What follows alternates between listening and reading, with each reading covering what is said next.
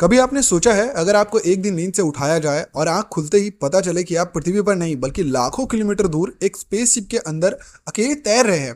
और उससे भी बड़ा शौक आपको याद ही नहीं है कि आप यहाँ पर पहुंचे कैसे। यही फीलिंग देती है प्रोजेक्ट हेल मैरी। ये कोई नॉर्मल स्पेस मूवी नहीं है, ये सर्वाइवल स्टोरी भी है, फ्रेंडशिप स्टोरी भी है, साइंस स्टोरी भी है और सबसे सरप्राइजिंग इमोशनल जर्नी भी है। और ऑनेस्टली बोलूं, आजकल ऐसी फिल्म्स बहुत कम बनती हैं जो साइंस भी समझाती है और दिल भी छू जाती है।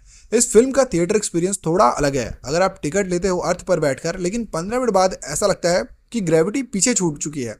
स्क्रीन पर जो विजुअल्स आते हैं वो सिर्फ स्पेस नहीं दिखाते, वो फ्यूचर दिखाते हैं।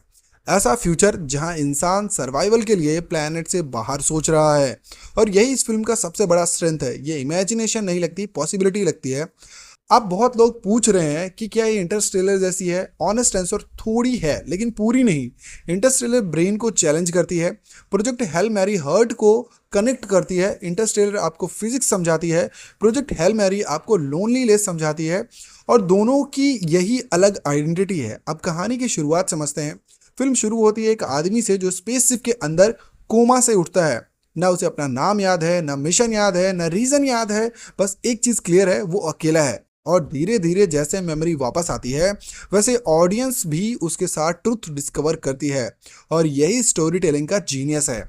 अब असली प्रॉब्लम क्या है? अर्थ का सन धीरे धीरे वीक हो रहा है। मतलब फ्यूचर में प्लैनेट फ्रीज हो सकता है, फूड चेन कोलैप्स हो सकता है, सिविलाइजेशन खत्म हो सकती है।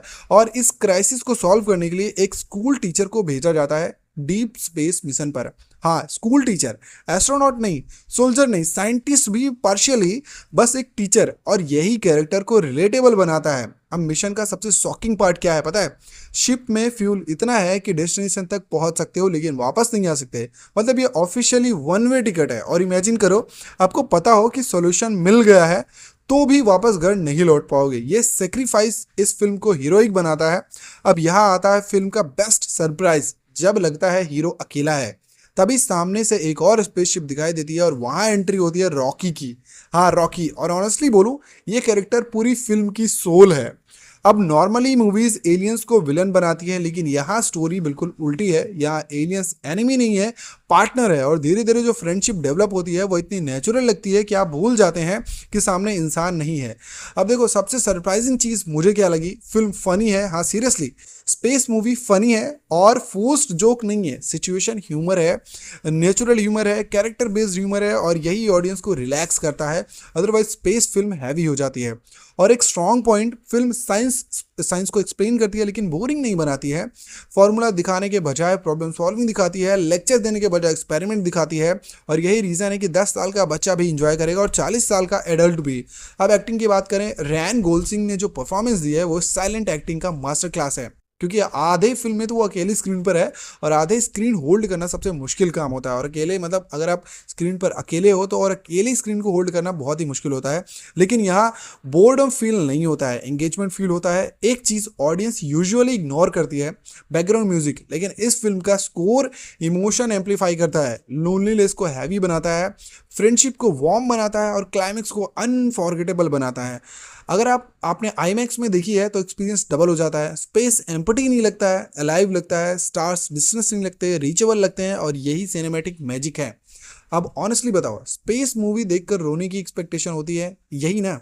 लेकिन इस फिल्म का क्लाइमैक्स अनएक्सपेक्टेडली इमोशनल है। फ्रेंडशिप, सेक्रीफाइस, रिस्पॉन्सिबिलिटी, इन तीन चीज़ों का कॉम्बिनेशन एंड में पावरफुल इम्पैक्ट बनाता है। सबसे रिस्की डिसीजन क्या था फिल्म का, आपको पता है? पूरी स्टोरी बेसिकली दो कैरेक्टर्स पर डिपेंड करती है और उनमें से एक एलियन है। फिर भी 2 घंटे ऑडियंस इंगेज रहती है। इसका मतलब क्या है? राइटिंग स्ट्रांग है, वेरी स्ट्रांग है। फिल्म सिर्फ एक स्पेस मिशन की स्टोरी नहीं है, ये रिस्पॉन्सिबिलिटी की स्टोरी है, ये करेज की स्टोरी है, ये फ्रेंडशिप बियॉन्ड स्पेस से की स्टोरी है, और सबसे इंपॉर्टेंट ये होप की स्टोरी है। अब नेगेटिव की बात भी कर लेते हैं। साइंस लवर्स को कुछ सीन्स ओवर सिंप्लीफाइड लग सकते हैं। हार्ड को रियलिज्म चाहने वालों को इंटरस्टेलर ज़्यादा पसंद आएगी, लेकिन इमोशनल स्टोरी टेलिंग चाहने वालों के लिए project Hail Mary most stronger experience है। हाँ, ये रेयर हॉलीवुड फिल्म है जो फैमिली ऑडियंस को भी कंफर्टेबली देख सकते हो। No unnecessary violence, no force romance, no confusion overloaded, simply emotional storytelling. Final verdict अगर मैं दूं तो फिर अगर आप स्पेस फिल्म पसंद करते हो तो ये मस्ट वॉच है, अगर फ्रेंडशिप स्टोरी पसंद करते हो तो भी ये मस्ट वॉच है, अगर इमोशनल एंडिंग्स पसंद करते हो तो डेफिनेटली मस्ट वॉच है।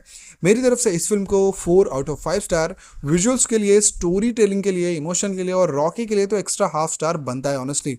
और लास्ट में एक सवाल आपसे, अगर आपको मौका मिले अर्थ बचाने का, वन वे स्पेस मिशन पर जाने का, तो जाओगे या फिर रॉकी को भेज दोगे? कमेंट करके बताना कमेंट सेक्शन में।